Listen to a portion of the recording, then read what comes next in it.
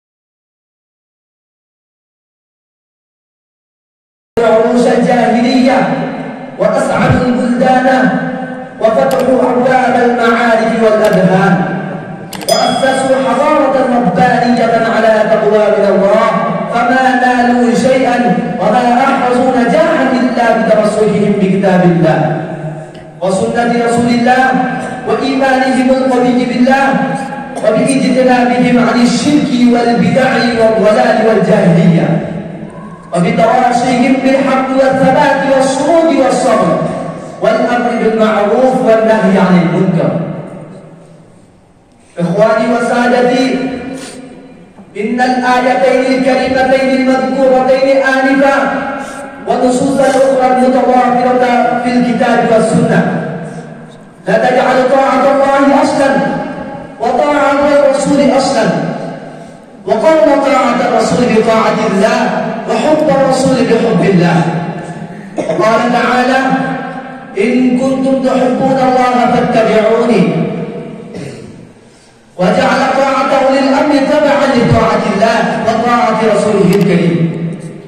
فافتحوا آذانكم وقلوبكم واستمعوا إلى أن الله قد أوجب عليكم امتثال أمره واجتناب نهيه، وأوعد على مخالفه سوء العقاب وحذروه من سوء العقوبة والعذاب، وعدد من لم يؤمن بالله ورسوله ولم يهتدي بهديه من الكفرة والملاحدة سعيرا. قال أئمة الإسلام: أطيعوا الله في فرائضه وأطيعوا الرسول في سننه، وقالوا أطيعوا الله فيما حرم عليكم وأطيعوا الرسول فيما بلغكم، وقالوا أطيعوا الله فيما حرم عليكم وأطيعوا الرسول فيما بلغكم، وقالوا أطيعوا الله بالشهادة له بالربوبية والألوهية، وأطيعوا الرسول بالأمر والنهي عن المنكر، وقالوا أطيعوا الله بالشهادة له بالربوبية والألوهية، وأطيعوا الرسول فيما أمر به ونهى عنه مما ليس في كتابه، وقالوا مما جاء في القرآن الكريم فاتباعه طاعة الله، وما ثبت بالسنة الصحيحة ولم ينص عليه القرآن فاتباعه طاعة الرسول. إنه صلى الله عليه وسلم: كل أمتي يدخلون الجنة إلا من أبى. قالوا: ومن أبى يا رسول الله؟ كل أمتي يدخلون الجنة إلا من أبى. قالوا: ومن يا أبى يا رسول الله؟ قال: من أعطاني دخل الجنة ومن عصاني فقد أبى. إنه صلى الله عليه وسلم قال: أمرت أمتي أن يأخذوا بقولي ويطيعوا أمري ويتبعوا سنتي، فمن رضي بقولي فقد رضي بالقرآن. وقال تعالى: وما آتاكم الرسول فخذوه وما نهاكم عنه فانتهوا.